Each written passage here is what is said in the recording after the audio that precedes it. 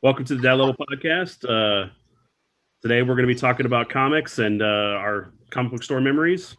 So I'm joined by, of course, my dad, Mark, and Colin again. Uh, Hope you guys enjoy. Here we go. Live long and prosper. Let's see.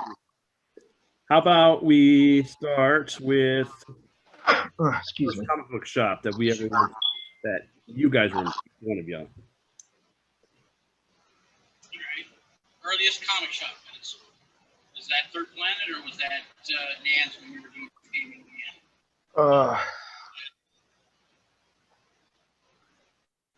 well, the first comic shop I ever went to was actually a newsstand in San Antonio where they sold newspapers, magazines, and comics. And that's where I would go and pick a comic up and start reading it till the guy says, "You're going to pay for that?" And I go, "I ain't got any money." He'd go, "Put it down and get out of here."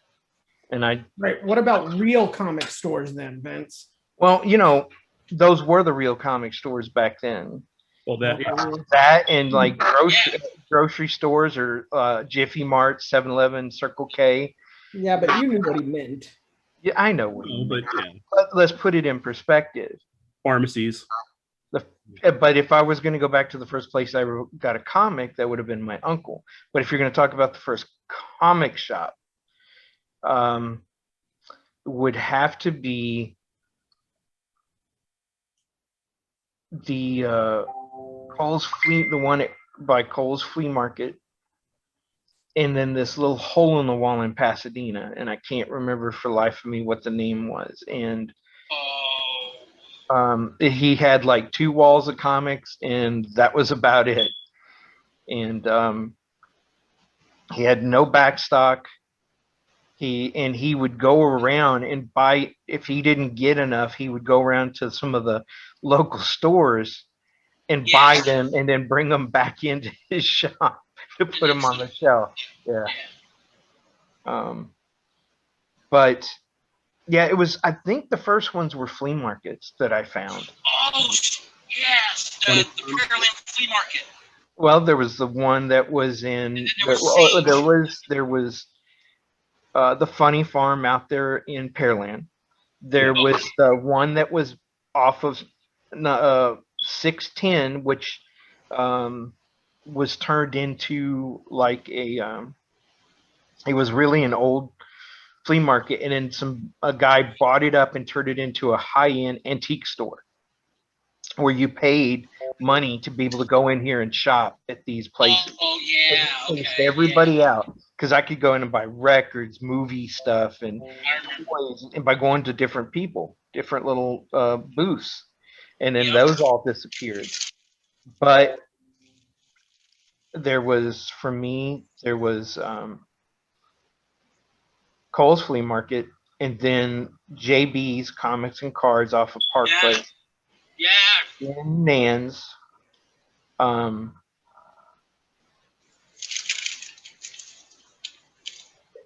that was all before like Legends came in, Phoenix came in, and all those other fly-by-night ones that came in. I didn't even know that Bedrock existed back then, but someone told me they did off of, that was downtown off Westheimer, on the other side of town, Westheimer. Well, I know that you told me about going to Roy's Memory. Right, but that was later. That was like when I started working construction, and I was working downtown on all the buildings, and then we'd get like an hour for lunch. And if I wasn't running over to Prince's to get a sandwich or one of the other sandwich shops, I happened to go down Clay Street and see Roy's, and I was like, "Is that a comic shop?" And I went in there, and then like for almost 6 months, every day at lunch, I was in there just buying up backstock because I just fell in love with it. And then I'd be sitting there in the back, and they never bothered me because I'd be pulling out the backstock I wanted, and I might open it up to read it, and then I'd go, "Oh, I gotta go," and I'd have to cash, race to my car, throw my books in the car, and then get to the job site before I got in trouble. And I had a couple of my friends asking me, "Do you have like a girlfriend that lives around here that you're taking off to for quickies at lunch?" I was like, "Yeah," because I didn't want to tell them I bought comics. And then finally, I was like, this is going to get back to my father-in-law who worked in the same field as I did and knew everybody, that I'm telling people I got a girlfriend downtown. So I finally was like, no. And I brought the comics up there. And then some of the guys were like, cool. And they'd want to read them. And I'd be like this little mother hen. You got to take care, hold it like this, read it like this, treating people who obviously haven't read a comic, how to read a comic so that it stays good. And then they expected it. And then, I was like, I didn't get any comics today. I went to get lunch and they were like, oh man, what's wrong with you? Go buy your own damn comics. My first store was Third Planet. We talked about that last time. That was I really wish I could remember what got me to walk in there in the first place. Like, I don't remember if I was just walking home and saw it and was like, oh, cool, let me go check that out. And that's what I did, or I don't remember exactly. But yeah, Third Planet. I mean, that was right by Southeastern High School. So, I mean, right. I mean, yeah, it was a little shopping mall or shopping strip mall thing there. Right. Yeah. Right next to us was a little Mexican Spanish restaurant hole in the wall thing. Oh, was it a restaurant? I thought it was like a meat market. No, I thought you could go in there and buy meat for some you reason. could go in there, you could buy meat, but it was basically you could go out and buy fresh food from them. Because that's where I first had Menudo. Because they said, no, because I would go over there and buy different stuff. And they said, well, listen, we want you to try this, see what you think. And I fell in love with it. That was right next door. And then 2 over from that was a place where you could get different stuff, and I got some ice cream there. And then I ran into the similar thing when I was in HBC later on down the road. What cracks me up is I remember there would always be guys hanging out in front of that area on that strip center. And it was like very much what you would see in a Kevin Smith movie. And they would they would sell just about anything you wanted. And yeah, sometimes they smelled like patchouli. But I can remember there was that little store, because I remember you could go in and get soft drinks and stuff. Yeah. And hey man, you want something? Yeah, I want Coke. No man, come here, I want to talk. No. I want to go in here. And that was before Third Planet got over there. That was back when I used to have to go pick up my girlfriend at the time, who became my son's mama. And I went to Dobie, had Dobie stickers all over my car, and would often be chased out of the South Houston parking lot by several big people. Damn. So I got smart enough and would park my car, walk to the school, and then we'd go walk back to the car. considering the fact that me and Mark graduated from Southeastern High School, Right. so did my Boo, mom. Dobie, boo. Oh, Dobie rocked. But so yeah, right across the street though was the I think that Dairy Queen was there still too. Yeah. Yeah, the Dairy Queen. Yeah. We would go pick up the comics and then head over there to go get some ice cream. Or Yeah. play video Eat, games. the dude Steak sandwich. finger baskets. Yep. But It was a tornado that took that place out, didn't it? Because it took out half the rim of the tornado that they did. went over South Houston and hit one of those buildings over there. Yeah, it was the one where next to the where the washateria and the subway area. Not Yeah. it didn't hit Dairy Queen as far as I know, because that's still there. So it was the strip center next to Dairy Queen. All right, who was that? Bonus round. That was bonus round. That was my alert that I can go register for a COVID vaccine. Hey, you know. Look, you can survive in space. COVID, schmovid. Yeah, I super. mean, you're not wrong. But I don't remember. I hope that your suit is invulnerable, because every time you come back to Earth, people are going to be on. Oh man, oh, give him some clothes, please. Stable molecules. Unstable molecules. That's what they had to be. But I don't, Dad. I don't remember what the first comic book shop you took me, and you would remember. But I remember. JB's, because that is where I would work on the weekends while he did the cons. Yeah, And that's the one off- maybe because your mom worked, you'd go with me to the shop as a baby, and I'd be behind the counter selling comics with a pistonette, rocking you. and that's the one that was the one for college, right? No, that was the one off over by Park Place. It was right next to. It was in a strip center right next to a sandwich shop. There weren't cell phones. It was something else. It was an electronic shop because the guy did repairs in there. And two others. I can't remember what the one on the other side of JB's was, and then there was one between him and the electronic shop. But I remember I used to go in the electronic shop sometimes to look and see what VCRs were going to cost.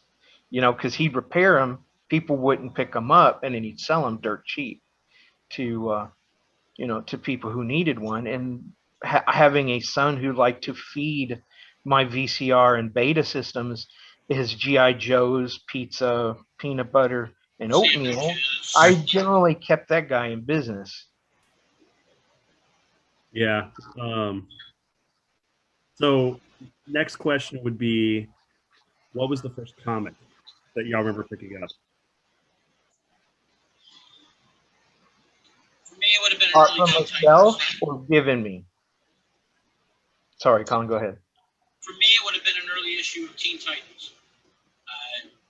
The original run, somewhere about midway. That was We can back do in- we can do both. So first, either given to you or your first one you ever picked up.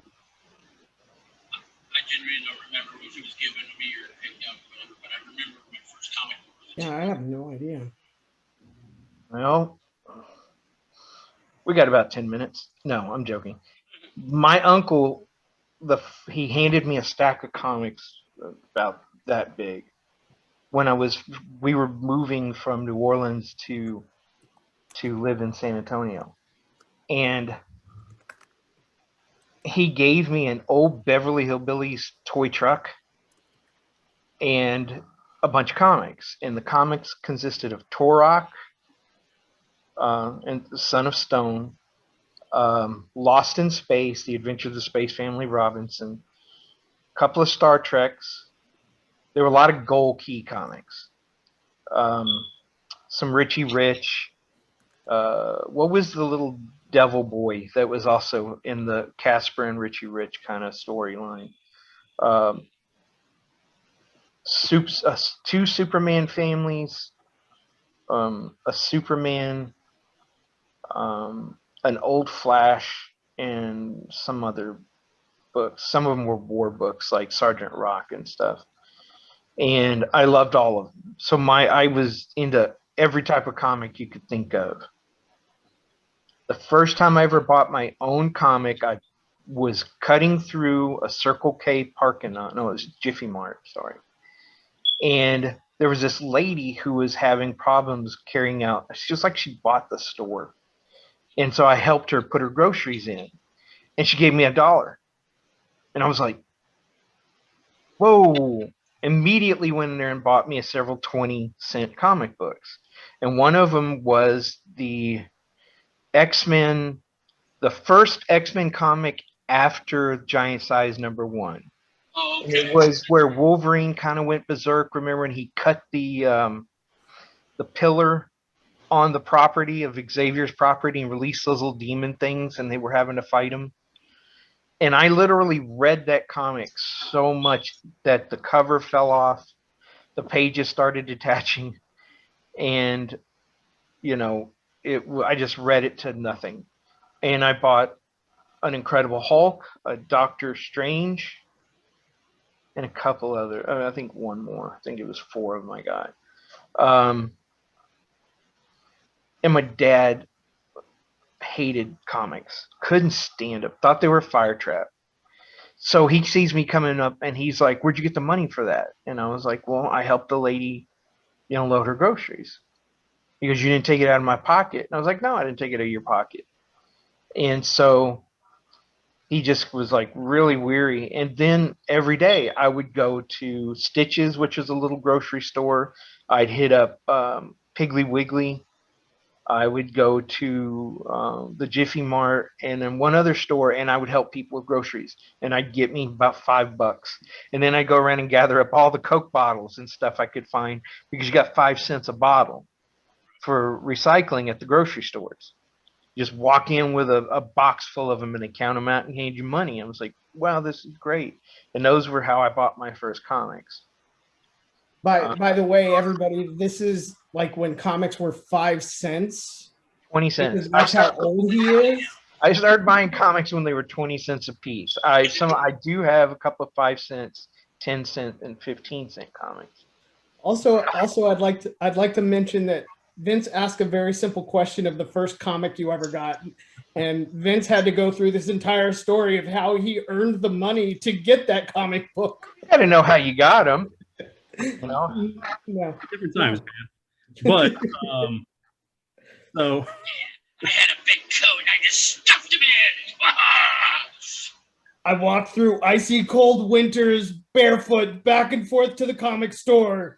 Uphill both ways and had to fight a bear, Yeah. a grizzly bear. No, a giant grizzly bear with a loose leaf piece of notebook paper. this would have been what, early 70s, Dad? Early 70s. I was 10. Oh, I'm going to date myself here. In 73, I was 10 years old. So this would have been from 70 to 70, about 70, 75. Okay. Yeah, because I ran the streets at 10 years old. So now you can go. Now you can go before Mark was even a thought. Yeah, before Mark was a twinkle in his daddy's eye, I was riding buses to go see movies at theaters by myself, and when I couldn't get in, I had this really great trick of like standing next to couples and pretending to be with them, and they'd be looking down at me. I go hi, and they go hey, and we just walk on into the theater. And So I don't remember my first. Well, I think probably the first comics I was buying was later on in life because most of the time you were buying them. We would do stuff around the house and things like that, helping out at the stores and stuff, and that's how we get our comics. But well, before that, I bought your comics. I bought your sister, tried to find things I would be interested in, and then like with Donna, you know, her first experience in comics and Conan were from me. Yeah.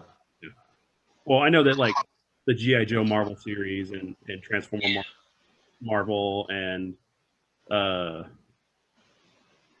me see what else, like anything that was related that they had put out, Marvel did. I was getting that.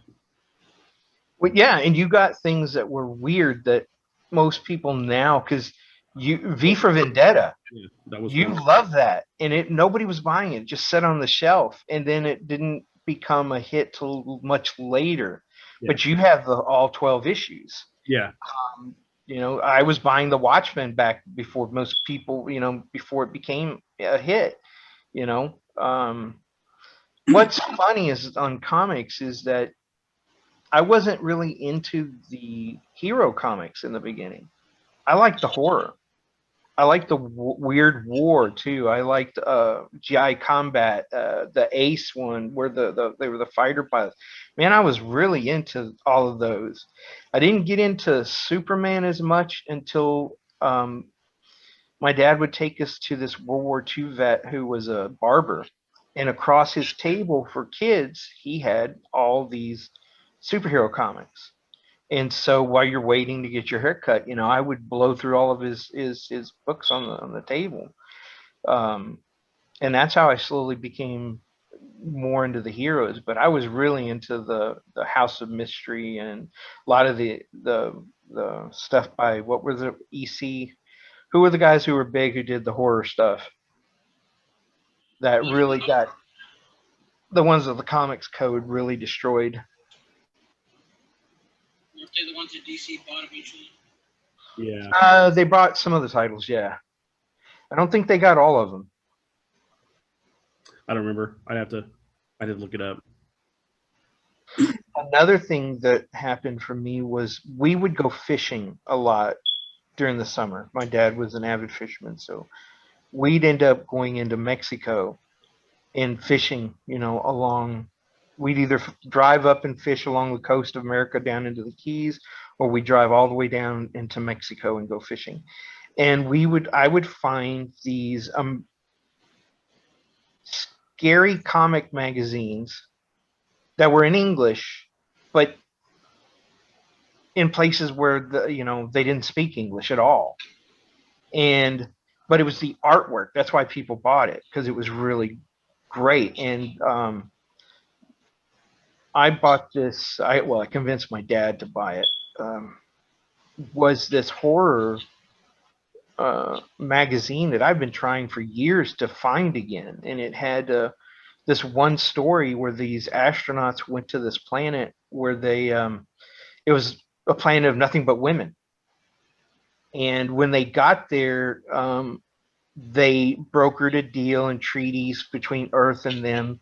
And then one of the female ambassadors fell in love with one of the male ambassadors on the ship, and they were having to go home. So he asked her if she'd marry him. Yes. And so they got married. And at the wedding reception came these plates of giant dead spiders. And I was already a kid who was freaked out and loved spiders but couldn't stand them. And so the women eat them, and the men at the thing are like, no, that's okay. They get home, and then they've been home for, I think it said, a couple of months past. He comes in, and they have dinner, and they're talking, and she goes, "It's time. It's our special time." And he's like, "What do you mean?" And she goes, "Well, you just go to the bedroom, and I'll be in there in a minute." And she comes in, and she's in this real sheer outfit, and she turns into a giant spider and eats it. I was like, and then there was a vampire story in it. And I'm reading this. We're parked on the side of the road because we couldn't get to a hotel in time. So my dad's sleeping in the back in the camper. My brothers are in the back with my mom. He's in the camper. My two brothers are in the back. It was a dually with a back seat. And I'm up in the front, and I'm reading this dang book in the dark with a little bitty flashlight.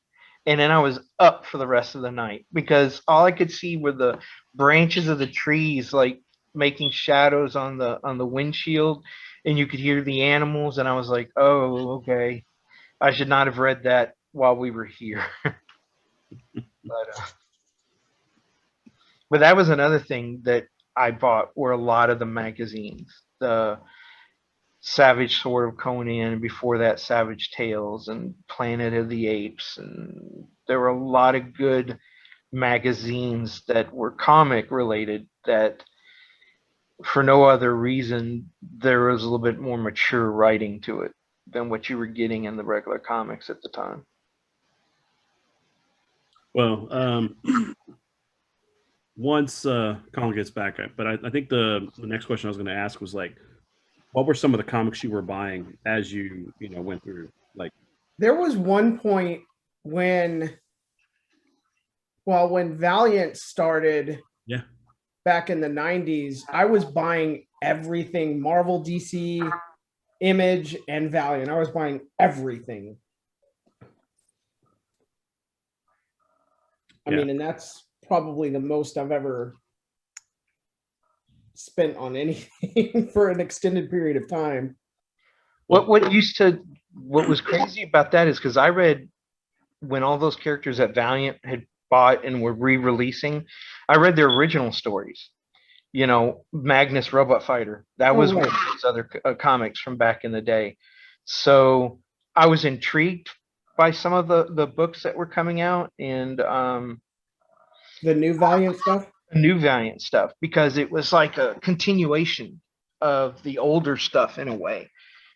I don't mean the stories were the same. It was like seeing these characters revived again. Right, gotcha. To new life.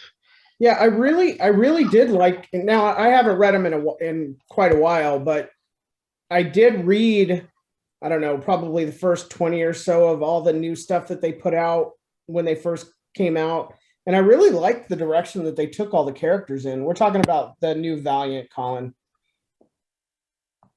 I liked Um, XO Man of War until they changed where that was going. Yeah.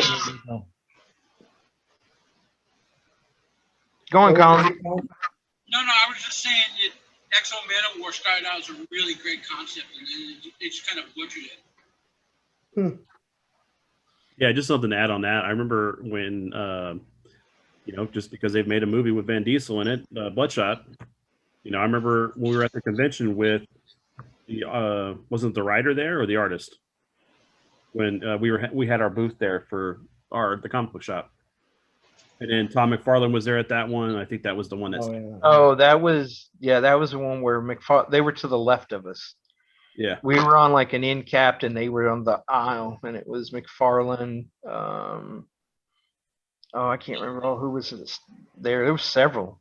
And then Doug Hazelwood was there at that. That was the one with the white bag for the Death of Superman stuff. There were tons of those. Was that the one where I met Perez? Or was that a different one? Well, the one where we met Perez was a different one. Yeah, because we met Marv Wolfman, we met Perez, we met a lot of the older guys at some of the older cons. But the one where we premiered our comic back when we still had Tommy, who was going to be doing the artwork and all that other. Liefeld was there. The guy, not Jeff Johns, but the other guy who wrote The Death of Superman, and I cannot for the life of me. He also worked on Smallville and several other. Who? Hazelwood? No, I was going to say Dan Jurgens, but that ain't right. Yeah, Dan Jurgens was there. Hazelwood wasn't there. Hazelwood was at other shows. Yeah, it was. But there were all these characters, and I walked over and showed them all of our stuff. Yeah.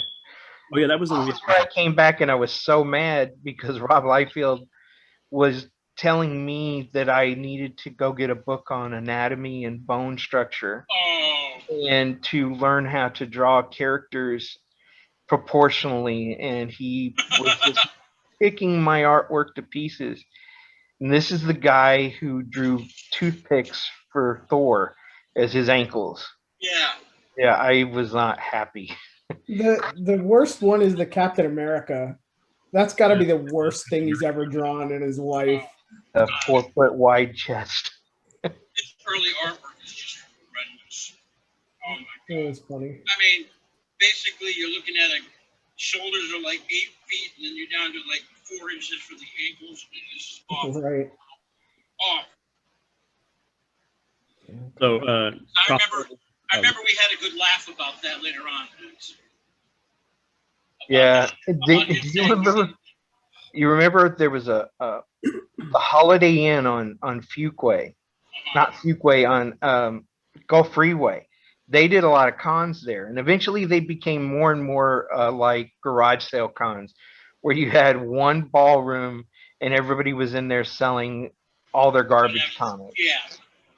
But that was where Todd McFarlane, that was the first place we ever met Todd McFarlane, and we waited in line for an hour. I had a stack of his books I wanted him to sign, and they weren't like all Spawn. It was Spider-Man and the stuff he did like on the Hulk. And I was like, I can't wait. And we got to within 3 people of him, and they went, oh, here's where it ends. They're done. No more autographs. And I was like, surely because he kept looking at us like, I feel uncomfortable they're doing this. And then he got up, and then his little handler marched him off, and I was like wanting to just make an ass out of myself.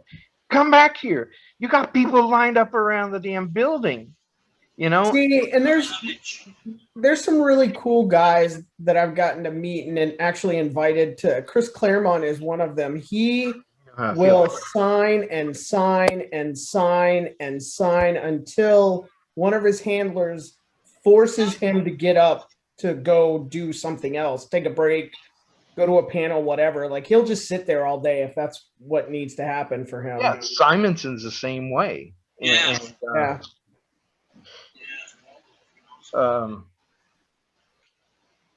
Bernie Ryson. Perez was really good too. He was Well, really I love good. Perez because, yeah, that's what I was gonna say. He I didn't showed him he the early didn't Bandolier immediately stuff. badmouth your stuff. He showed you how you could make it better. Yeah. And He told you. He basically, if you're gonna. One thing that he had with me was, okay, you've got a lot of really good stuff here. You need to learn how to structure the page and stuff like that. And that's where I got a lot of that from, was from Perez. and I can remember meeting Gil Kane and just being in a panel with him. And, I was in a panel with John Romita Jr., which really was fantastic. But I was on a panel with Gil Kane, and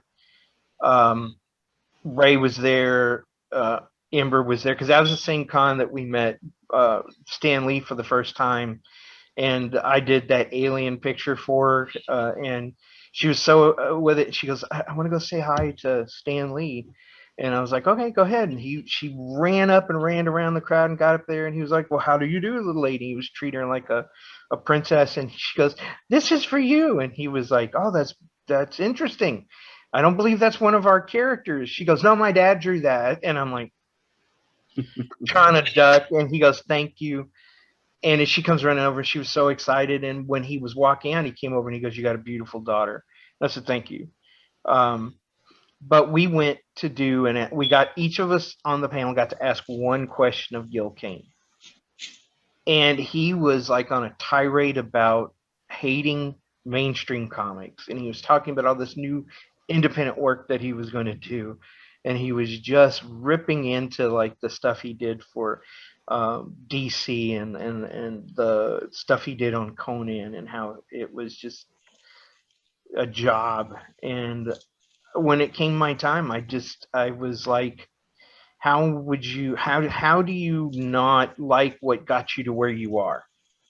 You know, it's like the old saying, you leave with the person who brought you to the dance. And he's sitting there bad mouthing, and all these young kids are there looking for him and looking to listen to him, and he's telling them what they like is garbage. You know, and I was just like,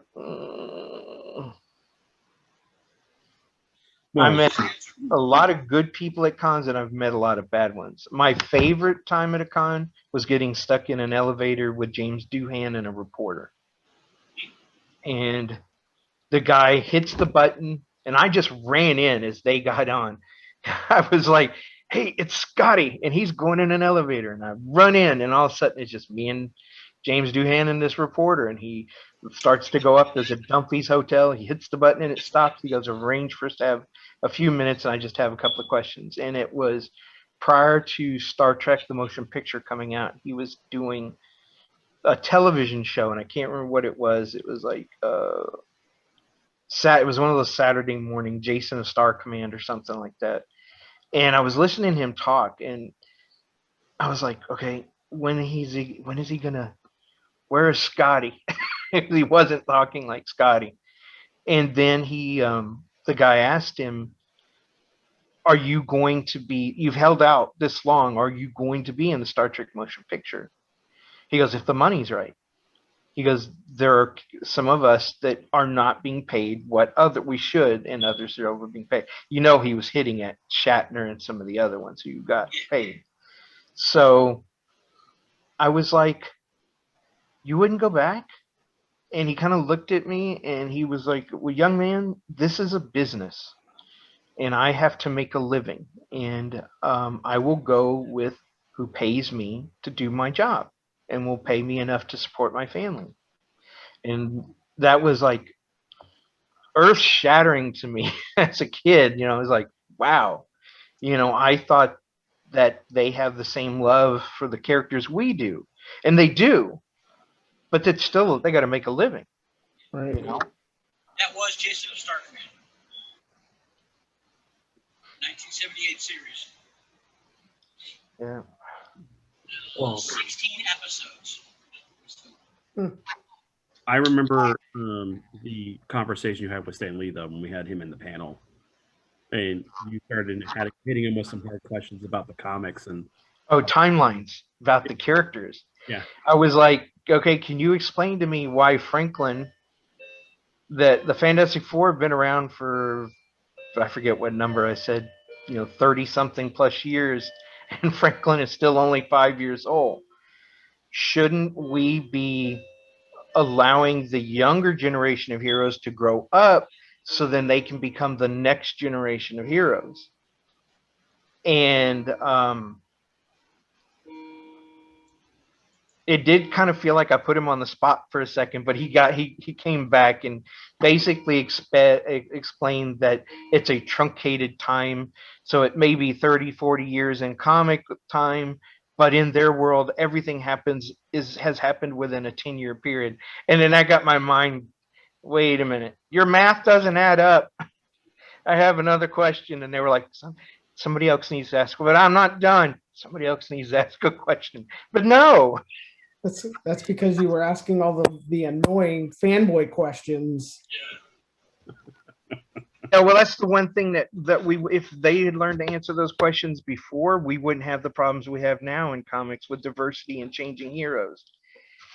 Spider-Man being 70 something years old and still running around in tights. That's an exaggeration, but Yeah. if you want a comic that is going to appeal to generations, you're going to have to revamp it every so often, like DC finally did with the original Crisis on the Infinite Earths, or you have to allow some heroes to grow old, retire, and replaced by new generations. Okay, quick sidebar. What do you think about what they're doing with Captain America right now? You know anything about that? In the comics, Yeah. I quit reading mainstream comics Right. about Summary. 10 years ago. Quick summary. A couple of them are going across country, like Cap did way back in the day. Well, what they're doing, okay, I understand this because me and Vince talked about it. You remember when Green Arrow and Green Lantern became the hard traveling heroes? They traveled across America and that's how they were able to introduce racism into the comic, drug abuse into the comics, and other things. And that started with Green Arrow and Green Lantern, Hal's Green Lantern. Well, that's kind of what they're doing now, right? With Bucky, Falcon, and Steve.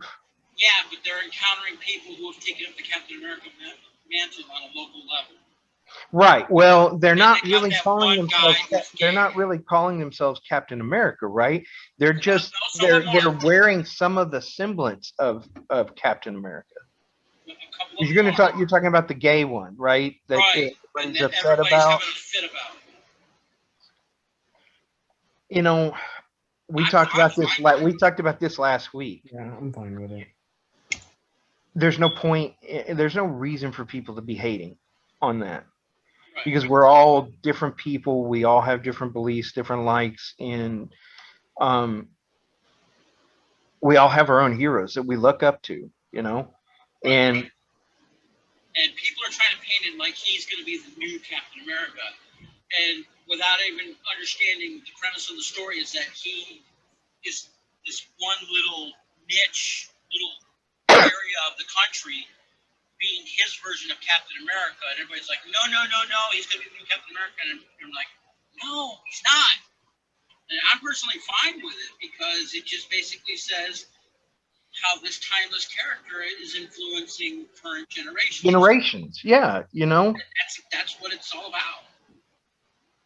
What's that with was it Batwing? Yes. Yeah. So, having, and even with Spider-Man, you have Miles Morales and you have Right. Miguel O'Hara, and so there's different versions of these heroes. That doesn't taint the original one, but you get to see the impact of Peter influence the next generation. Okay, I'm going to kind of steer this to another point, but it's the same. Remember when Batman died? We thought he had died, and he was actually thrown into the past. Right. 52. And we had all the sons try to become the next Batman. Right. And then Dick becoming Batman, and then eventually giving it up because he had become Dick Grayson had fought so long to come out from Batman's shadow to become his own hero, which he did. Nightwing, great character. I would not want to be then forced back into that mantle of the thing I fought so hard to get away from. But he knew he had to take that place for a while. But I believed he was trying to groom and make sure that eventually somebody else could take it so that he didn't have to be Batman. He felt uncomfortable in that role because he wasn't the same Batman. Just like what's his name from Nightfall, Azrael. Yeah. He took on the mantle of Batman, but he was not Batman. No. You know. Dick was like, no, what were you thinking? So a lot of that goes to when there is a character that's been around a long time and you get new readers that might not be familiar with the entire history of the character.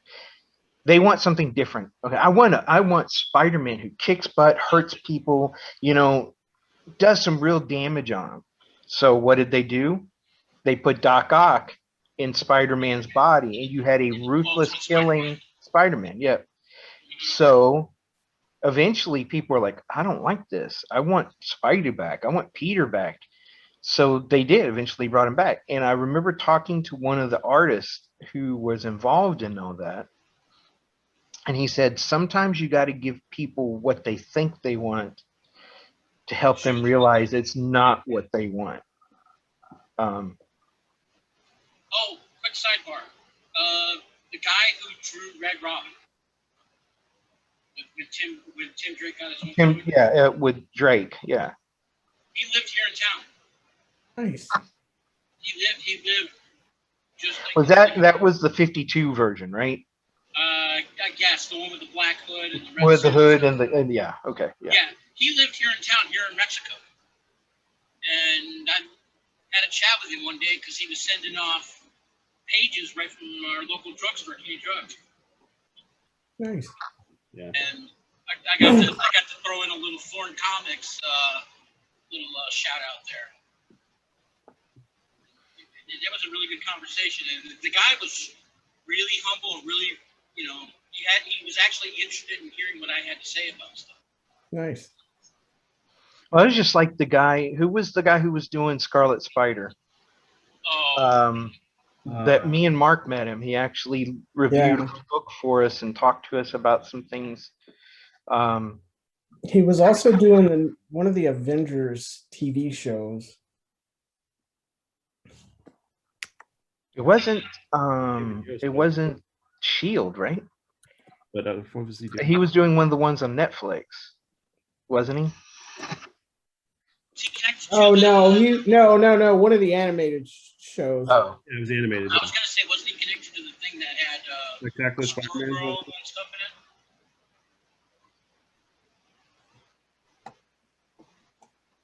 in it? I'm horrible on names. Yeah, I'm looking for his name right now. Somebody look it up and bring it up next time, please.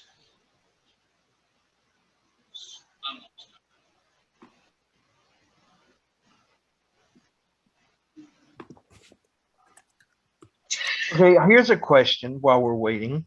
Somebody say something. What is your favorite death of a hero? Captain Marvel. Oh, you stole mine. Yeah. Well, you pushed it on everybody because it was such a great story.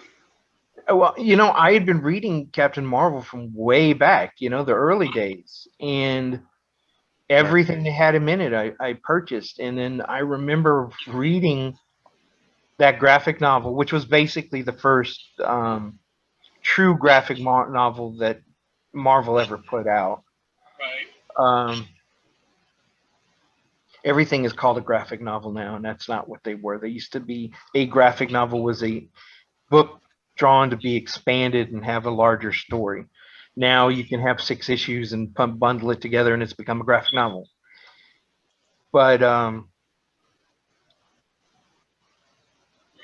to have somebody so powerful and have saved the universe so many times die of cancer, and every super brain in the Marvel universe trying to cure him and couldn't.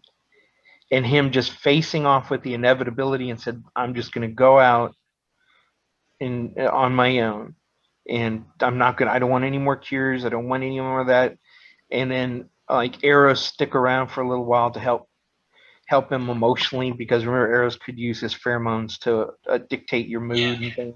And then Eros, I believe he was in love with Eros' sister. I don't remember now. I haven't read that in so long. But then, and having Thanos show up at his moment of death to walk him into the afterlife, knowing that Thanos can never go into the afterlife because he made death so mad he can't. He can die and go in limbo, but he can't go. He can't go where everybody else goes. And then have him stay dead. He's one of the few that have stayed gone. You know. I will add to that. My number 2 is right behind it is Flash, Barry Allen Flash in Crisis. That's it is so close to the number 1 spot because of the way that he went out. I mean, it was classic Barry Allen all the way across the board. Across the board, yeah. So for me, that was. What about you, Mark? I wasn't around for Crisis, and I wasn't reading comics, at least during Crisis and the Captain Marvel stuff. I think mine has to be one of my favorite characters is Hal Jordan. So I think when he became, did his little flip where he became evil, and then they took him out, and he was gone for a while. So yeah, and it was Christopher Yost. Christopher Yost, yeah. What about you, Vince?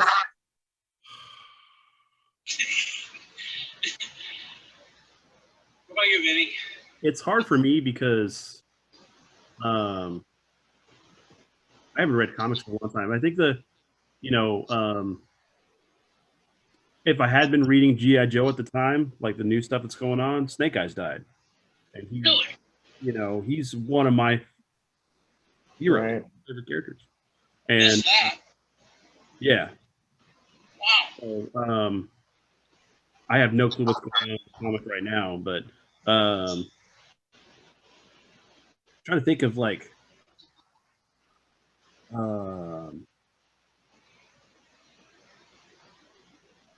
mean, if I'm going to talk about a character that emotionally that died, that technically had a comic, but he was a cartoon character, it would have been Optimus Prime. Let's not go there. I was the one who had to hold you in the theater when you lost it when Prime died. So just like I had to hold your sister when Mufasa passed, it was like, come on, people, quit doing these kind of movies. You know what's funny is you bring up Hal Jordan. Hal Jordan, that whole thing was, if you're around long enough as a hero, you get to see yourself become a villain, was what that was. And it was well written because it was about a person who had lost just everything. And he went and asked for help. And he was told no. And he goes, we have all this power and we can't bring people back to life. And you couldn't. If you remember, they could make constructs, but they would never be the people. And he didn't understand it. He just missed them so much. He wanted them back, even if they were just going to be fakes of what they once were. And it is the danger of being a hero. Snyder's Superman, his whole Justice League is based around what would happen if Superman lost the only thing that he truly loved. Now, I don't happen to believe he would ever become that villain. I think he'd leave the planet and then have to work it out and he'd come back. But some people think that you can't overcome that kind of loss. And yes, you would then become, the Anakin Skywalker, I'm going to make sure it doesn't happen. Well, life and death are all part of everything. But it got to be a point at that time. They killed off Green Arrow, they killed off Green Lantern, they killed off Flash, and they were doing it just for the shock value. And some of the stories weren't even really good in how they died. And I really got to be tired of that. Make it meaningful. Even it doesn't have to be a big event. Just has to be like, Captain Marvel wasn't a big event, but it was very meaningful. Right. Elongated Man. Good example. Elongated, Of how they did it yeah. right.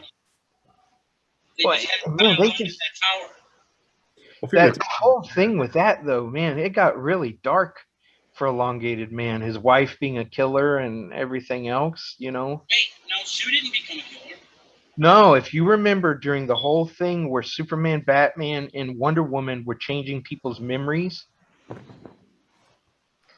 I'll have to look up the story arc, but Because it was either Ray Palmer's wife or it was Ray Palmer's wife. his It was wife. Identity One of them Crisis. got killed and one of them was the killer. I don't remember Sue what Dabney all. was killed by Ray Palmer's wife during Identity Crisis. Identity Crisis, yeah.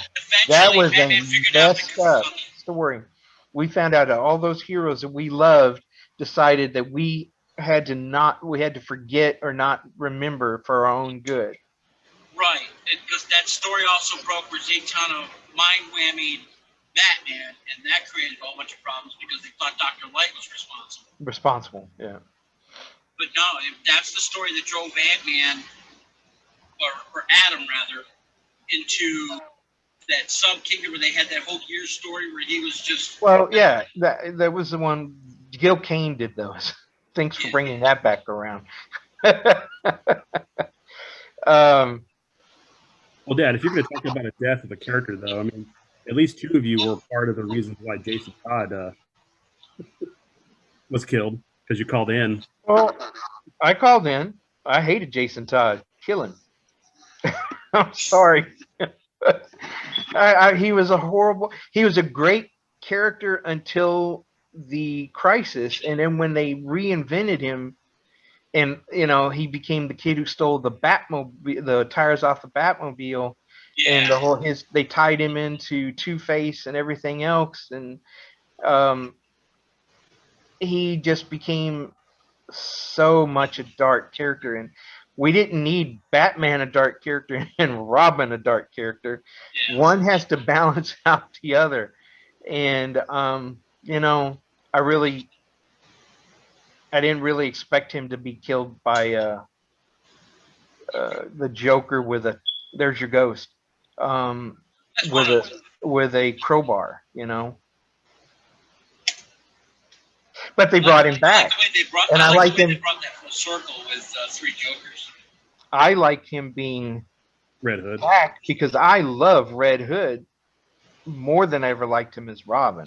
Yes, I will say that's a good transition. And the fact that they're using him as Red Hood in Titans Season 3, which is coming up. I know. I can't wait. That's going to be a curve. So speaking of transitions, let's go back to the comic shop stuff. So at one point, the three of y'all have at least either been in a comic book shop that was owned by a family member or owned a comic book shop. Yep. So let's talk about Big Ran. Nice His comic shop. And it was my comic book collection that basically was the capital for the bank to say, okay, we're going to loan you the money to get started. Wow. Yeah. And it was my stage name for the music that inspired the name of the store. Night Comics. Yeah.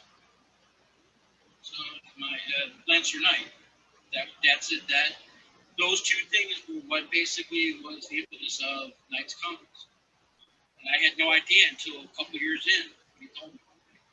I loved that shop. I love the smell. It was everything that you'd want in a comic shop that you looked for when you walked into a comic shop. Garth Road in Baytown. It was just a converted house. Dad's lived in Dad's house. So, Was the back of it, and the front Yep. end of this house was the comic shop and the game. I remember, wasn't that where he was building the giant diorama from Star Wars, where the top was part of the jungle and underneath was like a base and other things? Possibly, It was yeah. just huge. I don't know. I was only there for like a year. At some point, I was down. I was up here and moved back there with Julie and the older two boys. And we were there for a year. I helped run Yeah, the y'all shop, lived and I in- was going to nursing school. yep. Those And- came back And and then after that, we moved back up north, and the shop stayed open for another 4 years before they had to close. Well, How long did he own that place total, Colin? 5.5. 5.5? Ju- Did he it- just it close just it got to after be that? Too much. It just got to be Right. too much. I Yeah. mean, well, then somebody opened up another shop there over by the mall. yeah, that- it was that, plus it was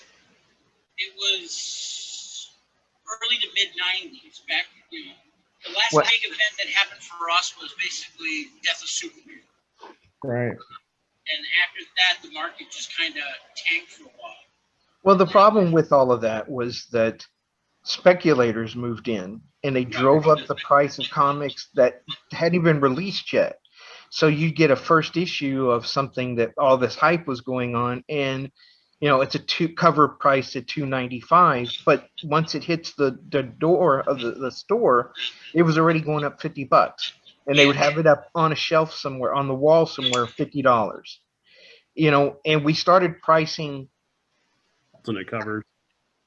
Well, Yeah. the problem is, like with toys and comics and things like that, is you got to think generationally. You want to capture them as a young person so that they become a loyal fan of something. And then as they grow up, they introduce it to their children, and then nostalgia comes in, and there's just this whole generational thing with comics. Yeah. What they were doing is they bypassed that. They got rid of the idea of backstock. Nobody wanted to sell old stories because they only wanted to sell what people were seeing on cartoons or what was being talked about. Pop culture was coming in. And all of a sudden, you had people buying to collect. Not to collect, No, but you're to right. buy and resell. I collected. Every book I have, and I've sold a lot to help pay for bills over the years, but everything I have was because I wanted to have that full run. The thing for me was going out to the stores and hunting down those issues I was missing, so I'd have a complete run and could read the story.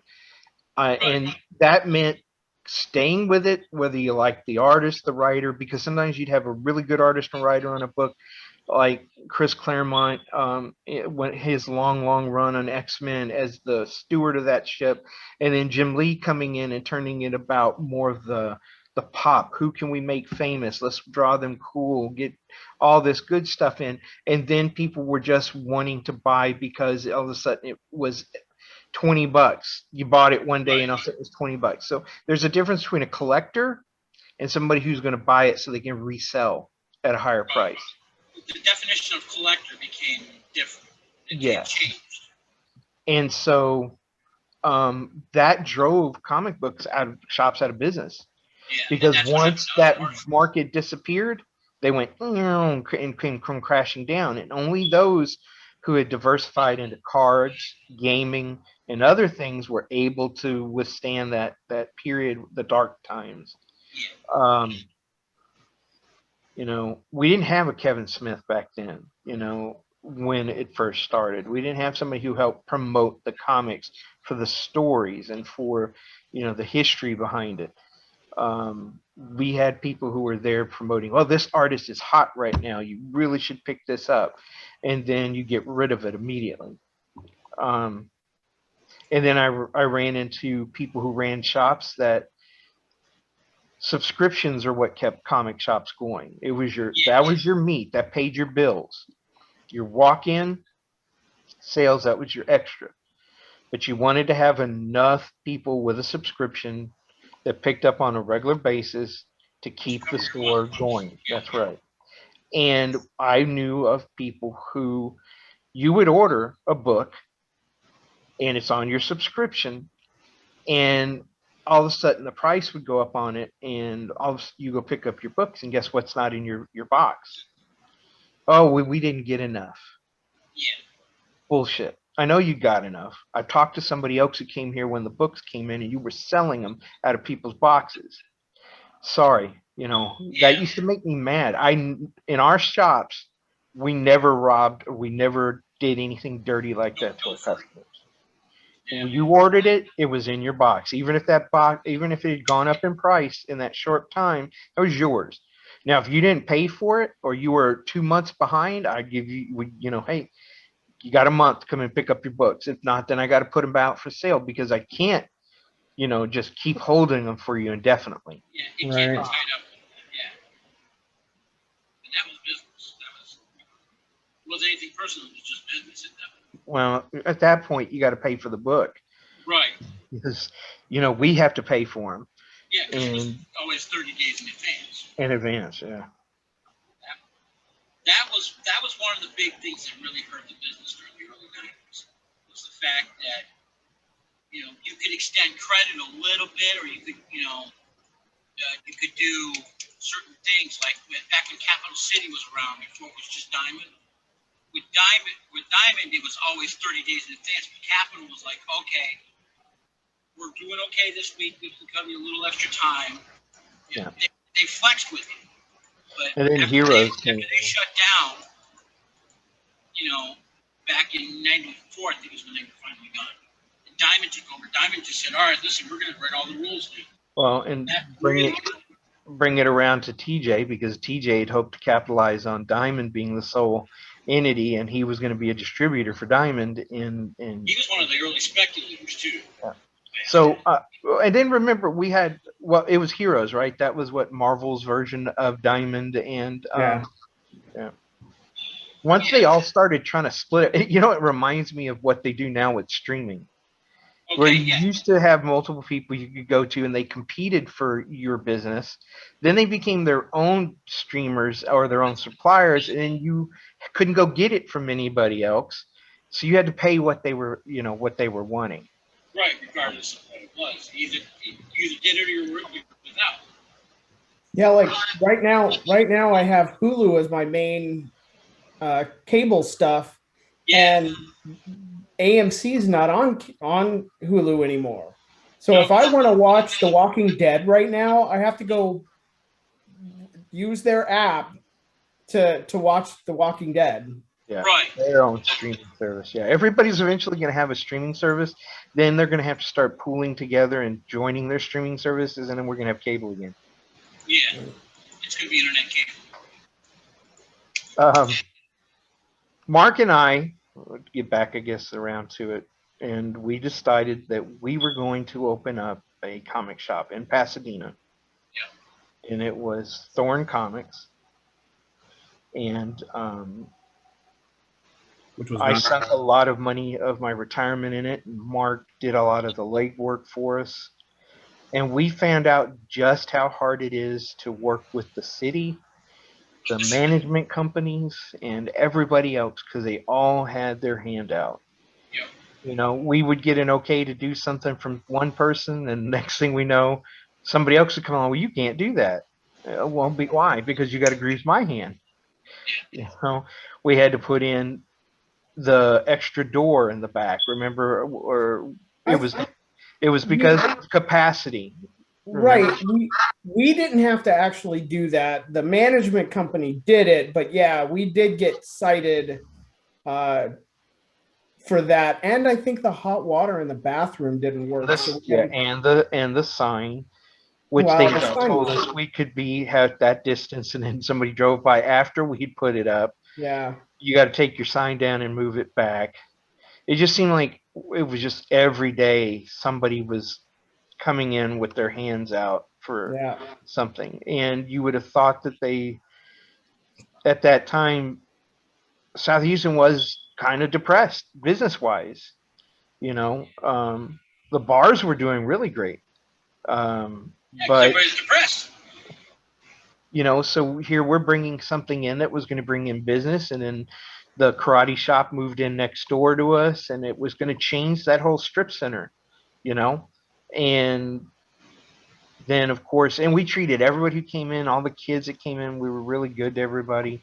We were starting to get regular customers in, we were getting our subscriptions in, and then somebody decided they were going to drive their car through our No, they threw a rock or something like that into the glass window, and I thought he backed into it because they had their trunk up to it, and that's where they were throwing all the stuff in when they got right, arrested. but they didn't back in. They didn't back it. They just pulled up to it. They damaged the brickwork. Well, they probably did after they, trying to get it close enough to the window. But the thing that I remember about that place though was the mural that we had drawn. Yeah. All those paintings that you did on the glass, Vince. Yeah, I mean, Well, not like that. Remember the wall? Me and Ray put every hero and the Predator and you name it up on that wall, all fighting in that Right. cityscape. And what's funny is after years later, we went up there when it became an insurance place. And we just went in. We're like, hey, we used to own this. It was a comic shop. And I turned and boom, our mural's still up there on the wall.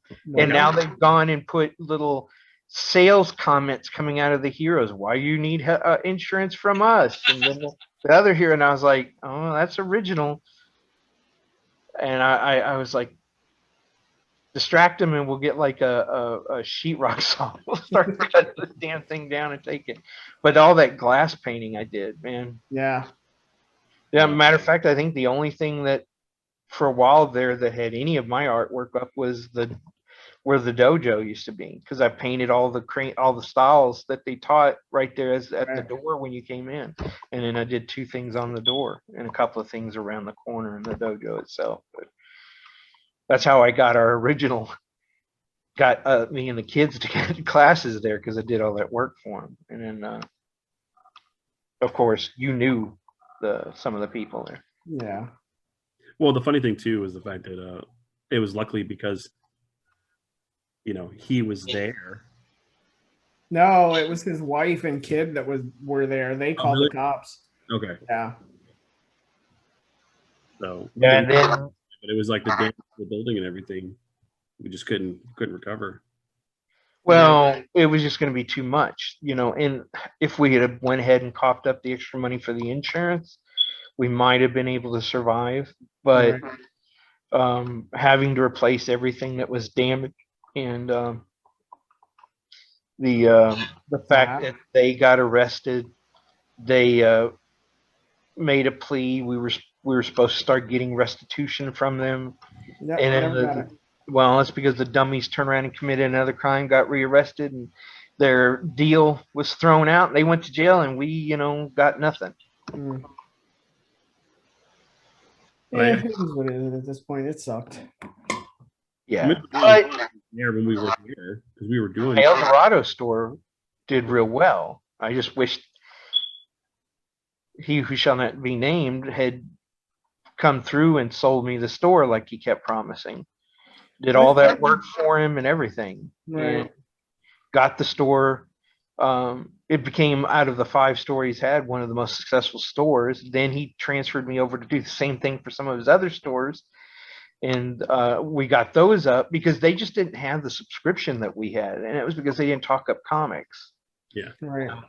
And so eventually they were like, oh, well, this one's making money now. You go back to this one. And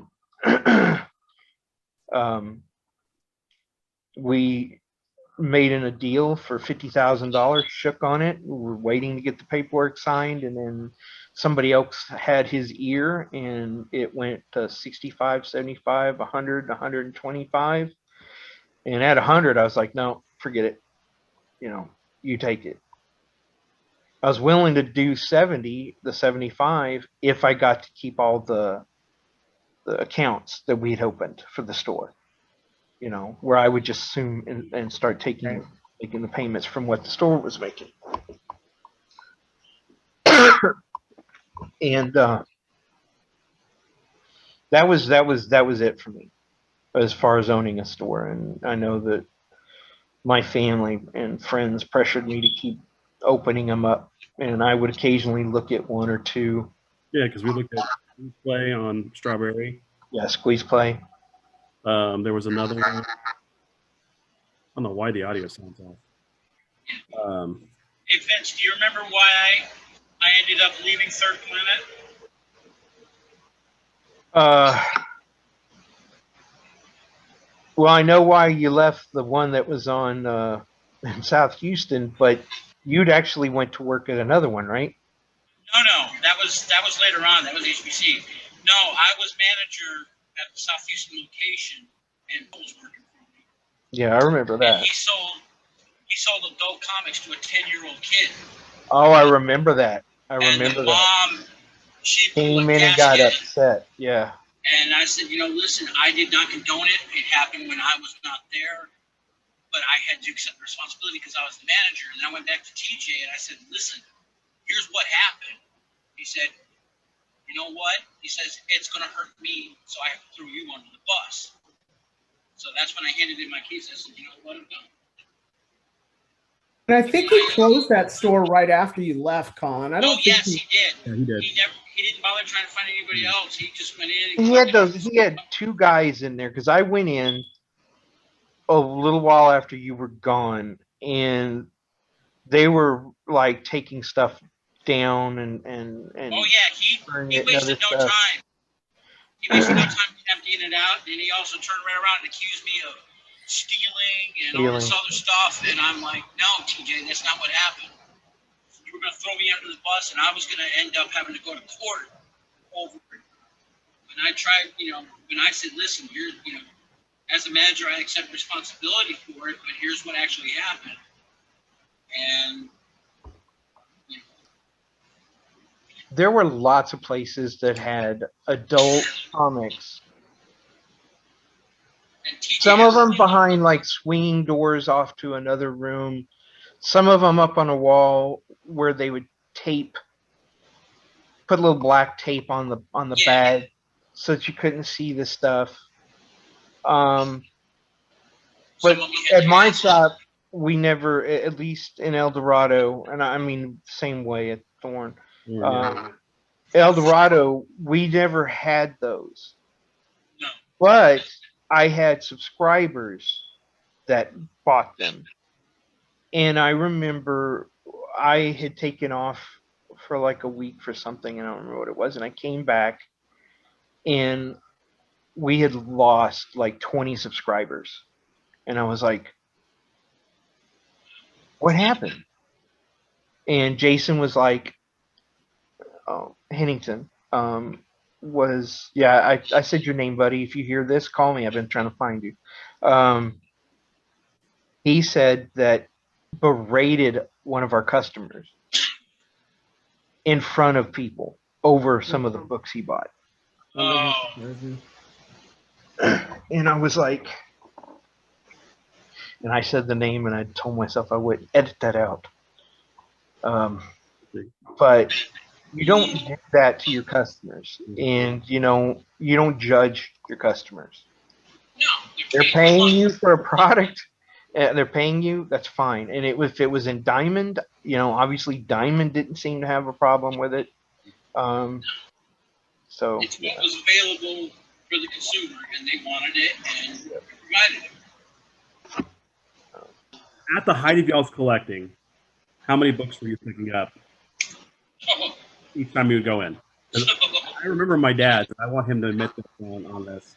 No. No. I don't know. Whatever the height of the Valiant, Image, Marvel, DC, when those four were at their peaks, that was the most I was buying, because I was buying every single issue from all four of them. Okay, here's where I tell myself and humiliate myself after some of the things I said before about people and speculators. I would buy 2 of every issue that I knew was going to be hot. Sell one once it got up to a certain dollar amount, and that way I paid for the other comics that I had.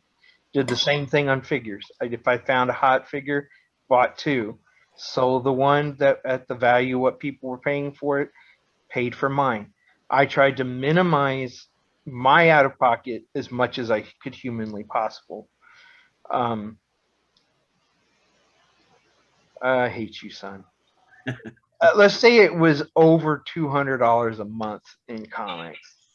Yeah, easily. Yeah. I don't know. For me, it was about a dozen titles, but if it was a number 1, I always bought 2 or 3 of them. Especially if it was something I knew I was going to read or want. And I still do to this day. I don't get that many titles anymore. But if it's a number 1 or something like that, then I will buy multiples of them. But I was religious about rebagging and boarding every 4 years. Yep. Because the original bags were horrible. They yellowed. Oh, They make- they were horrible. And those backing boards were awful. The original ones. If any of my friends are listening to this, which I know they will be, they'll remember coming over to the house. Oh, your dad's rebagging and boarding his comics, and they'd be all over the living room. And then, when we were at Brandywood, it was the row of comics in the hallway, and above that, the shelf of figures and everything. And I would pay 6 cents. Well, it started off cheaper than that, and they started actually learning they could make more money off me because I hated put back and boarding. So I would pay them to go put the boards into the bags for me and fill up a long box with nothing but pre-bagged and board. Then I would do the comics because I one time let somebody else try to help me, and they went and they had it in funny, and the bag just ripped the cover almost halfway up, and I was like, he was like, I'll pay for it. I said, you ain't got enough money. Go away. Just go. And I sat there and I mourned with it for a while, and then I put it in the board. And I think I still have that issue with the tear in a bag and board, and I've never taken it out except to rebag and board it. But that's how. And then his friends would go, "Oh, bag and board time," and they'd like, you could hear ching in their minds that they'd show up at the door to go to work bagging stuff for me. Or even if you were at the shop in El Dorado, or Shop too, yeah. it's like we would do this math. I mean, it's like 800 bags of boards just so we would have stuff for the subscribers that would come in. Yeah, that was another thing we did was I tried to make sure that if you were a subscriber, you got a bag and board for your book. It was a little bit more of a cost up front for us, but those people who paid for that were usually pretty regular at picking up their book. And you think I bought a lot of books. I had guys that were spending $800 a month in comics and stuff. And then I had guys who would come into the shop and plop down $2,000 on sports cards and open them right in front of me and go, I don't want this one. I don't want this one. I don't want this. You can have these. And so I'd end up with these stacks of sports and hero cards and gaming cards. They just were looking for particular cards. And then they'd leave. And then I'd have all these kids looking at me like little puppies that are starving. What are you going to do with those? All right. Who wants to do some chores around here to get some free cards? And I gotta, there was a funny story. Me and Jason, we were sitting there one day and these two kids came in and they were asking us all about the sports cards. Well, how much is that card worth? And they were all basketball. Well, how much is that card worth? Well, how much is that card worth? Well, how much is that card worth? And then they'd run home and all of a sudden come back and go, would you want to buy these cards? And they would be the cards that they were asking us how much they were. I said, well, no, I've already got these. I don't want to, when I sell these out, come back and I'll ask you about it. And so they would come in every Sunday and do that. And then one day Jason goes, follow along. I was like, okay. So he goes, they come walking in and he goes, man, I cannot believe Jordan's gone. And they were both like looking over at each other. I said, yeah, well, even the greats got to die. I mean, but nobody will ever fly like Michael Jordan, man. He was one of the greatest basketball players ever. That's horrible. And we went on for 15 minutes talking about how there was going to be this big memorial for Michael Jordan and that, all this other stuff. And I got the phone rang, I picked it up and I was talking and I could hear the door go as they ran out. And Jason's like on the floor laughing. And so I finished talking to the customer and I hung up the phone and I was going, what happened? He goes, I was just like, they were asking me now that he's gone, what is his cards worth? And he was just coming up with $1,000, $2,000, $4,000. And they ran out the door and they come back with their dad. And he was like, we would like to sell these cards. And, I'm just here to make sure my kids get a good price on it.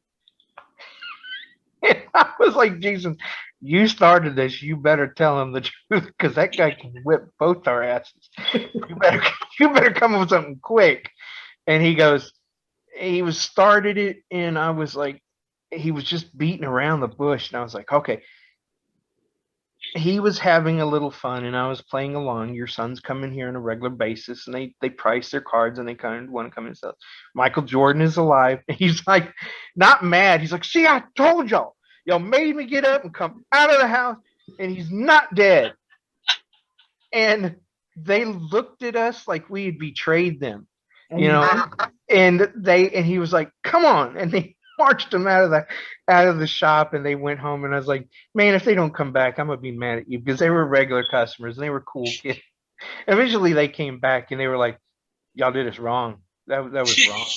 You're lucky they didn't smash a rock through the window. Like, but it was fun.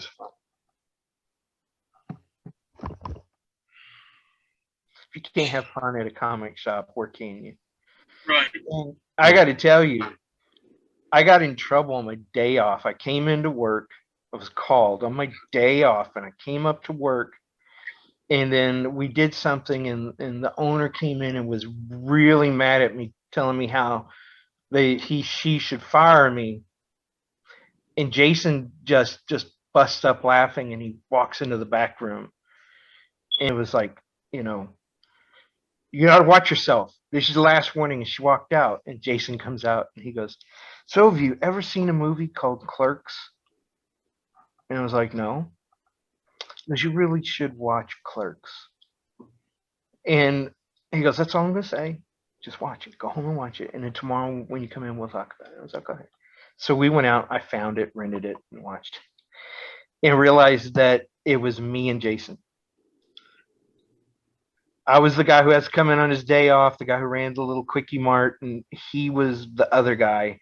Yeah, he was. Who would come in, and they had arguments, and we'd had arguments with people in the store about Star Wars, and the people who worked on the Death Star being contractors, and all that stuff that really had happened.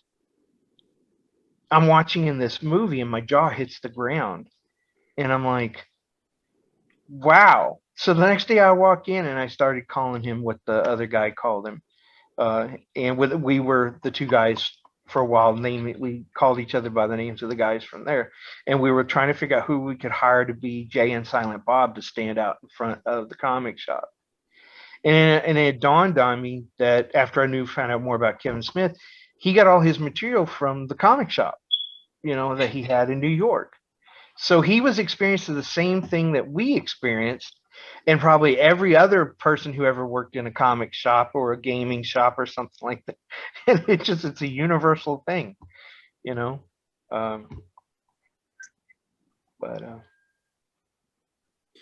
but then yeah, everybody's saying you're looking like Kevin Smith at one point. You've gone through this whole thing of like looking like different people. It depended on how old I was and how grayer I got, because I went from Kevin Smith to Peter Jackson to George Lucas, and it just kept going. And now I'm a cross between Odin and Santa Claus. So Odin might be a stretch. Santa Claus, dead on. When I had my patch, Yeah. when I had my eye surgery, everybody thought I looked like Odin, because I had the same eye and everything else. You look like, okay, you can't say anything. You're just jealous because you look like Princess Leia. Yeah. Oh, I gotta put that in here. That figure's got to come up. That figure's got to come up. Yep. And Luigi. Yeah. When Mark was younger, he was a toy model. Yeah. No, actually, I was a swimsuit model. And an ice cream salesman, right? No, I actually have a Japanese clothing magazine that I was in when I was like 5. What were you modeling? It was kids' clothes. Kids' clothes? At the beach. Sailor Moon outfit, Sailor Moon might not have even existed back then. I have no idea. But yeah, it was fun. Good goal. I think I made like $5 off of that. That's what they told you. Yeah. How old were you? Like 5. 4 or 5, something like that. Can't sign a contract at 5. Gotta find a picture of that. Your mom probably made like $30,000. I mean, they paid Yeah. you 5. Might be true. You can take a picture of it. I will. I gotta find it. At least I can find both pictures of the figures that you look like. They look like you actually. I just remember when we were at the shop and stuff, and we would go and go to Toys R Us, KB Toy, and we're looking for toys to resell in the shop. And Yeah, your dad crazy enough to drive literally to every Toys R Us in the Houston area to go Not look. only that, I would Both go to the Saturdays for that. I would go to the clearance stores, the KB clearance shops in the strip, in the what were those little strip centers, and find stuff that everybody was screaming for, and there were like hundreds of them. You're like, I'll take all of what you have. They're Yeah. $250. I'll take all of what you have. I remember those weekends. Just piling the kids in the car and just driving. Lots of Yeah. driving. lots of driving. Remember how I was talking about TJ and how he didn't like to sell any of the stuff in his shop unless it was exactly what he had it marked for. You could Right. not make a deal with TJ if your life depended on it. Nope. There was a place that I went with some friends of Vince's and a friend of mine that was down from Houston, and we walked into this. We were at this flea market over in Fort Worth or somewhere over there, and we were walking around, and I found this old guy. It was this old man, and he had tons of toys. I mean, movie toys like the robot from Lost in Space, and I'm talking the TV series, not the remake. Just tons, and he had like 40 Voltrons and all this stuff. And I was like, I was rebuilding a Voltron, and I needed some of the parts, and I was like, oh, how much is that? How much is that Voltron? He goes, which one? And I go, that Voltron. I goes like, well, that one's not for sale. Well, what about the Voltron? I go, that one's not for sale. And he went through like 3 or 4 of them. They weren't for sale. And he goes, well, I got this one. And he pulls it up from behind the counter onto the glass shop. And it was one of those knockoff Voltrons. And I was like, well, that's not what I'm looking for. And I said, do you have like a container of parts? Because some of the people who had those shops had like guns and pieces that you could put together to make something that you had partial of whole. And he pulled them out, and I realized how he made his money, because a little blaster from Han Solo from the first figure, he was selling for $30. Yeah. And like everything in that box was super expensive. Everything else was for show. I realized what his game was. He gets them in here with all of this, and then he shows you what he has, and it's, overpriced. And we had a friend of ours with us, and I got mad and I left. I was like, forget it. There's other places in here I want to go look at. And Richard, a friend of my son's, went in there because he saw the Voltrons, because he was a big Voltron fan too. And so he walks in. I'm like, hey. And I can't remember if it was Big Josh or not. And he was like, no, let him learn. And I was like, no, he's going to be mad. It's later on, we're walking down looking through other stuff, and he's just like, just looked like a pit bull, angry. That guy wouldn't sell anything. I was like, how far did you get before you figured it? He goes, man, I asked him about everything in the shop. And I was like, I'm sorry about that. I could have saved you an hour. That was when we went to Kohl's the last What? time. That was our last time we went to Kohl's with like Josh and all of us when you were down one time. Yeah, I don't remember if it was Kohl's or not, but it was ridiculous. Yeah. Because we found a record shop not too far down from it, and I was in love because he had tons of vinyl records, and they were not expensive at all. But we got food, and I believe Christina was there with us too at one. Yeah, okay. Yeah, that was at Kohl's. Because we walked over down to the place that we used to go and pick up toys at down On the far side. Yeah. And that place was some kind of knick-knack thing. But and you can't find that stuff anymore. You can't. Everybody knows how much something is. They all want way too much. Right. There's just no little hole in the walls that you can go to anymore to find things. Yeah, there's no more bests. Well, that's now money now, so it's like, oh, the things that you could have went and tons of. Well, and there's things like eBay now where, I've got this old toy. Why am I going to sell it in a shop when I can put it on eBay, not have the overhead, sell it for probably twice as much because people are going to keep outbidding each other, and then just And make money. or And I then don't make have money. to worry about putting a price on it because I can just suggest a price and then the price will start getting inflated from there. Right. And then I'll make extra money off of the shipping. Right. And then, yeah, and then they quite quietly can do a reserve. Oh, I didn't get enough on it. The reserve wasn't met. I'm going to keep it. And then Right. Yeah. create more speculation on it. One thing that I found new is you can buy toys from overseas. And I don't mean like going to China and getting a knockoff. I mean Great Britain gets releases that don't even come here. Yeah. And you can order them for a good price, and the shipping is not bad. I still don't understand how I can get something from Great Britain or New Zealand cheaper through the mail than I can get something sent from me across the United States. There's some gouging going on when it comes to the shipping. Oh, yeah. There was one guy who was selling something I wanted for $19, and it regularly goes for $19.99. I was like, okay, that's about what I could get it for if I could find it. He wanted almost $40 in shipping. Yes. Like, no, But it must be you can $6. keep it. Yeah. Yeah. Yeah, that happens a lot. I ran into a problem trying to sell baseball bats. Yeah, but we have a couple of guys that are really good that do auctions and stuff or sell stuff on the Facebook group that are really good, and they'll get you a good price. But then you have some that are like, yeah, same thing. Well, and another thing, when you bring up Facebook, there are guys who will now look out for each other. If you're part of a toy group or a collector's group, they'll go and do like I did, what Mark used to make fun of me as my pilgrimage out to the local stores and see what was available. And they'll go, hey, I'm going out. What are y'all looking for? And if I find it, I'll get it for you. Or they'll get to a store and they'll post it.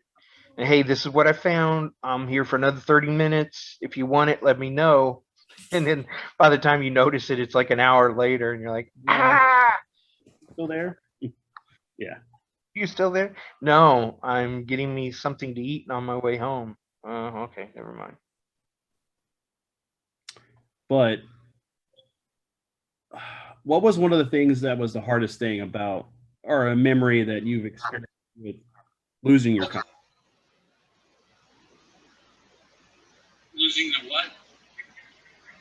Like, I know Dad has one where when Pawpaw grabbed your box of books and stuff and took them Oh, outside. he didn't grab it. He made me grab it. He was mad at me, and he said that I had to burn my books because they were a fire hazard. And he brought out the old oil drum out in the backyard, and I sat there and had to carry box after box. And my mom was like, well, hide some of them over here, hide some of them over here.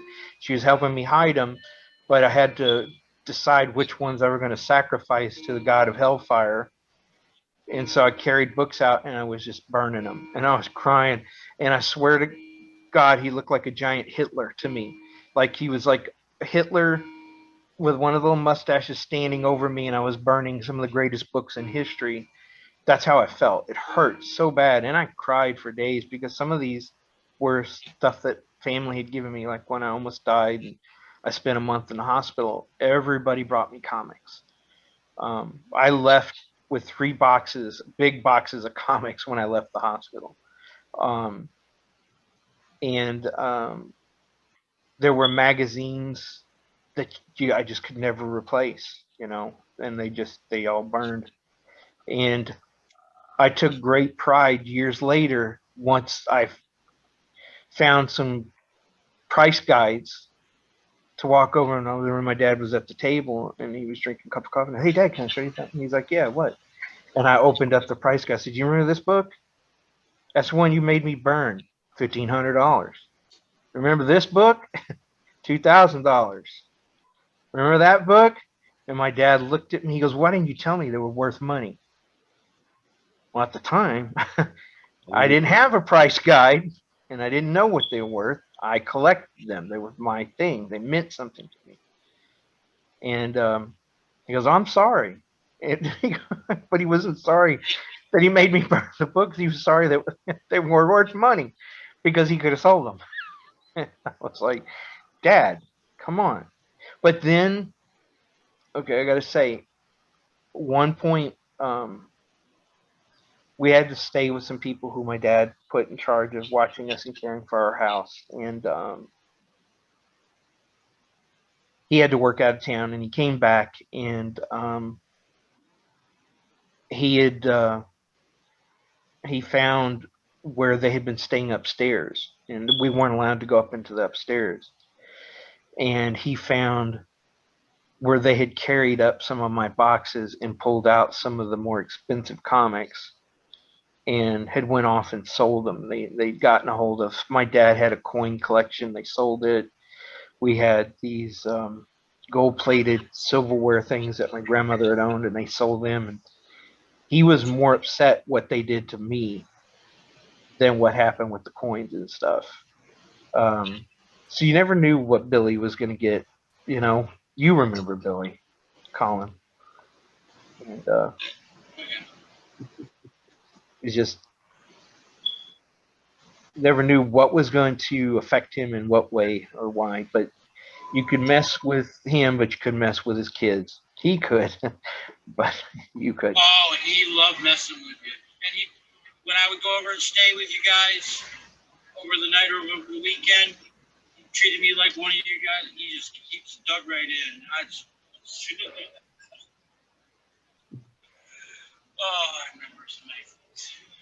Real quick story. I remember when me and Colin had to go, not me and Colin, me and Randy had to take a friend of mine to Louisiana and make it back before my dad got up to go to work. And we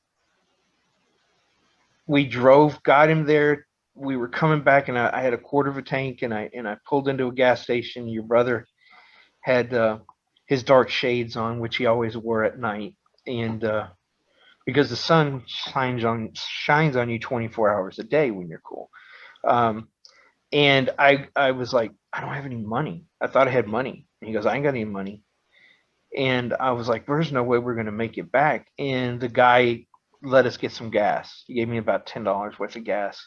We were really upset. I was like, man, I'm going to get killed. My dad is going to kill me. And we got in the car,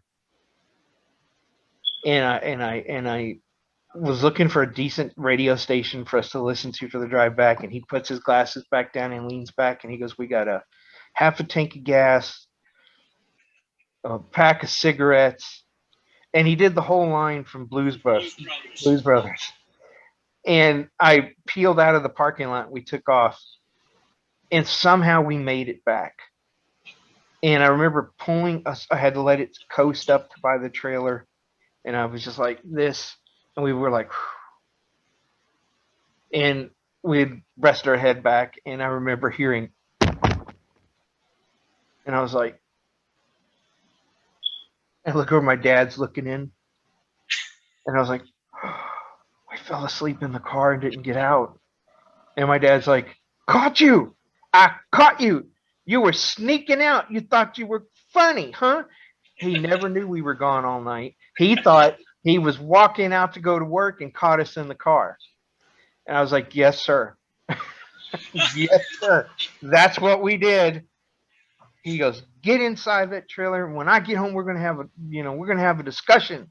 You don't go sneaking off without telling me where you're at. I still to this day don't know whether he knew and was letting us off the hook, or he never knew, but I never told him. I was like, taking that one to the grave. So I remember the first joke he played on me. says, you know, people who do certain stuff get hairy on their palms. And I'm like, what? And of course, it was like, No, it wasn't what. If you're going to say this one, you better say what happened. You jumped up and you looked at I both. looked right at my hands, and because it was 7:50 in the morning, and I'm like, he goes, I see how you are, and he walked off laughing. Yeah, he was like, he's a pinch hitter. He swings with both hands. And he walked off to the back. He was And he was his ass laughing. off. He was laughing, and I was like, That was one of the rare times that Gene woke up doing something besides just farting and laughing. He just got up. He goes, "Oh man, he got you," and was laughing and fell back asleep. Oh, that's when you guys said, "Yep, you're one of us." yeah, you're one of the family now, because that made my dad laugh. If you could make my dad laugh and he respected you and could trust you, you were part of the family. So, Mark, what do you? So we can start wrapping up. Honestly, I don't have any real big losing comics memories. Like, I know that at one point after I kind of stopped collecting stuff, I had to put a bunch of stuff in storage and couldn't pay for it. So I lost everything that I had. And that's really the last time I collected anything was back then. That was after I left Centro Events. Yeah. It would explain. Yeah. I got one in that same vein. Remember Jason when he bought the shop, All-Star? All-Star, Yeah. and he had to leave it because he didn't pay the rent. And the management company had come in and locked him out. And I was like, dude, I would have bought it for what you owed the management company if you'd have told me. You lost. He had all those statues. He had tons of comics and cards, and they all got auctioned off by the. And I remember they tried to hire me to come in and price some of the stuff for me. I was like, I can't do that because that's just heartbreaking knowing that just disappeared like sand through his fingers because he just didn't want to try hard enough. That's kind of hard when you have something and you can't pay to get it back. But it's even harder when you've given up so much that you're just like, forget it. I'm just going to walk away from it. Yeah, that's bad. Yeah. Colin? No, I'm real grateful for the fact that my dad encouraged us to be who we were. You know, Nice. to this day, we all collect different stuff, and he still has stuff. He has a house full of stuff. He's like, "Hey, you interested in this? Hey," and he constantly getting boxes from Houston. I tell you what, I remember whenever I was hurting for money, and I sold him the first. Well, I kept issue 1, but I sold him the first 4 issues of the Conan series, the original Conan, Marvel Conan. And he gave me a good price for it. Where everybody, other store I went to, even people I thought I could trust, would give me a decent price. They all lowballed me, 20% of value and stuff. Yeah. And including in that was the first appearance of Red Sonja. Right. And so I was like, well, if it's going to go to somebody, at least I think it's going to go to somebody still in the family, and I know that they're going to take care of it. And plus, he respected me enough to give me enough money to help me with what I needed to get done. Because I've sold many books, man. I sold a whole run of Daredevil, the whole run of Spectacular Spider-Man, and got pennies on the dollar for it. You got boned really bad stuff. I remember I sold some of Frank Miller comics, and the guy gave me $80 for all of them. And then I came back in thinking, well, I got 80. I'll try to buy some of them back when I had some money. Went in and they were 300, there was a couple $400 and then a couple of hundreds and 60s and then an 80. And I was like, I ain't getting them back. Hope they find a good family. But I will you say don't that get into this to get rich, you know. You get in because it's something that you enjoy. It's something in your heart. You know, when I read through a comic, I can remember exactly what was going on in my life at the time that I picked this book up. You know, so I will say that is one good thing about the digital. I may not be able to go back and get some of the physical stuff that I've lost and moved or whatever, but I can go back and at least have the book to recall the memories. Yeah. Right. You know, I've been able to go back and do complete runs, complete series of stuff digitally because they can't inflate a digital price. Right. You know, it's not the same as having the physical item, the original item, but still, it triggers the memories. And as long as you've got the memories, you got something. Right. well, that's true too. But I'd rather not have them if it's all I've got is a digital library. I love the smell of a book. I love Oh, the yeah. Oh, absolutely.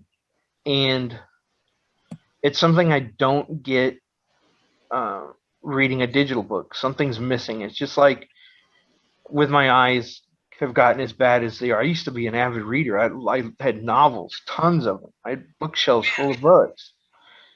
And now it's so hard for me to read. And I'm like, this. That's one thing digital does is I can expand it and read it on one screen. But I enjoyed sitting reading a book. Right. I Absolutely. really did. And I just don't get to do it anymore. Right. So, And there may yet come a day where the books may not be available anymore. I mean, so it's a good thing to have, but it's not necessarily the only thing to have. If you've That's got true. some physical books you can pass down to your kids and your grandkids and stuff like that, that's just as important as having some kind of archive of it, some kind of, you know. Right. Yeah, I mean, it's like, you know, how we put things in the archive. What is it in Congress? What is it? The thing where all the Library of Congress. Library of Congress goes. But the problem with it is while it's improving things in availability for people, bringing older things out that people might not be able to have access, it's doing away with an older industry. Yeah. Because as more digital comics come out, you're not going to have a comic shop where you go buy a digital copy of an old book. Yeah, You're not- I tried that for a little while and that didn't pan out.